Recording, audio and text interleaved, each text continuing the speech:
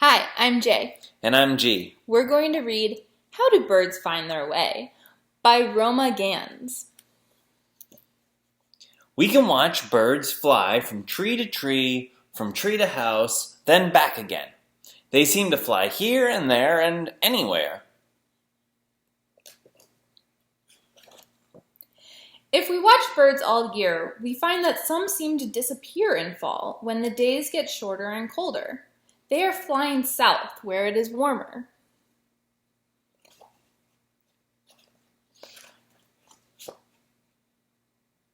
Early in spring, the first birds begin to come back. Every spring birds return north to make their nests, lay eggs, and hatch their babies. We say the birds are migrating. They are moving from their winter homes in the south to their summer homes in the north. Once they reach their northern homes, they will build their nests. They may build nests in trees or shrubs or on porch ledges. Or, like the woodpeckers, they may bore holes down into trees and make their cozy nests inside. Some go to the same nesting area or even the exact same nest that they used the summer before. Long ago, people did not know that some birds migrate. They thought the birds hid in holes in the ground and slept all winter. Some people guessed that birds spent the winter in the mud on the bottoms of ponds. Now, we know where these birds go.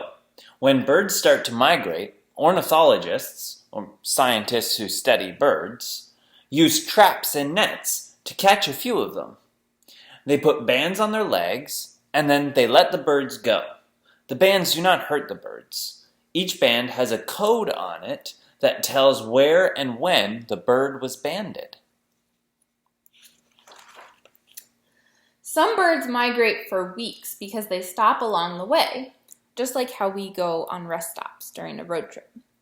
Other birds fly for only a few days.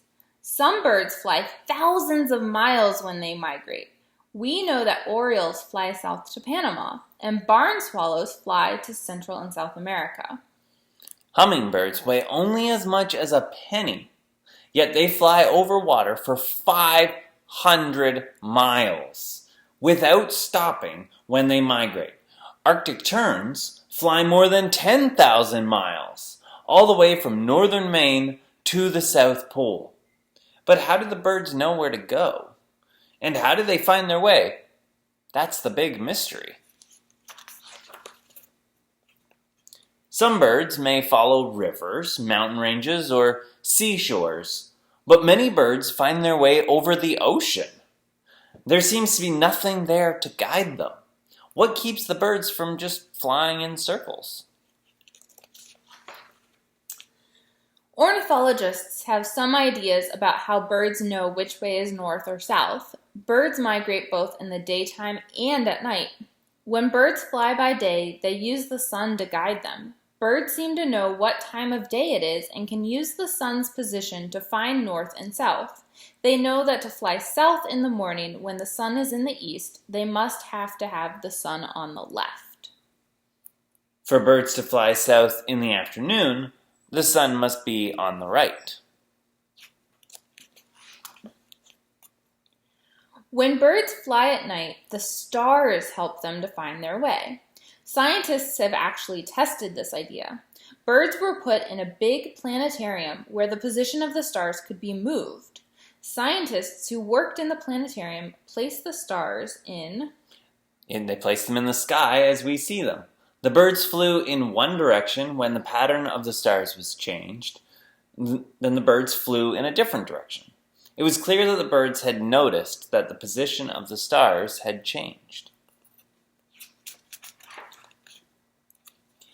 But birds can also find their way when it is cloudy. They fly when they cannot see the sun during the day or the stars at night.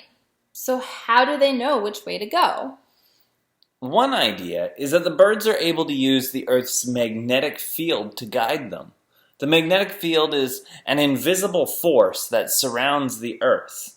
It's strongest near the North and South poles. The magnetic field is what makes the needle on a compass point north. Ornithologists think that some birds may have built-in compasses in their bodies.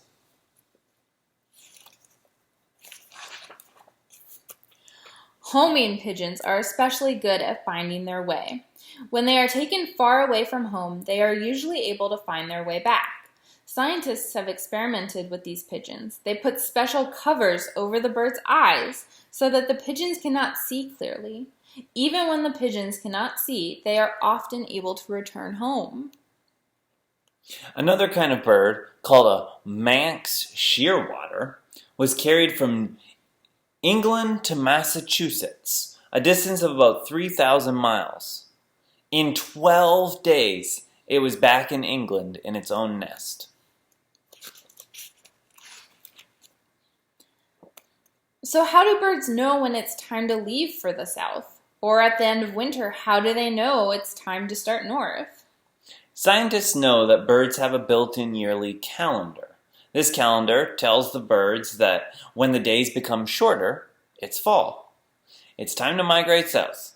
When the days become longer, it's spring and time to migrate north.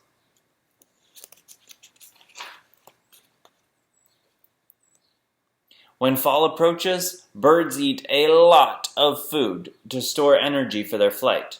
All at once, they're gone. They have started to migrate.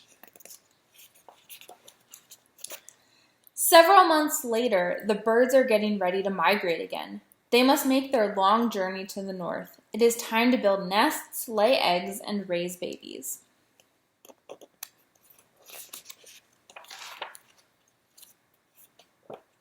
How high do birds fly? Pretty high. We have solved some of the mysteries of bird migration. We know where birds go.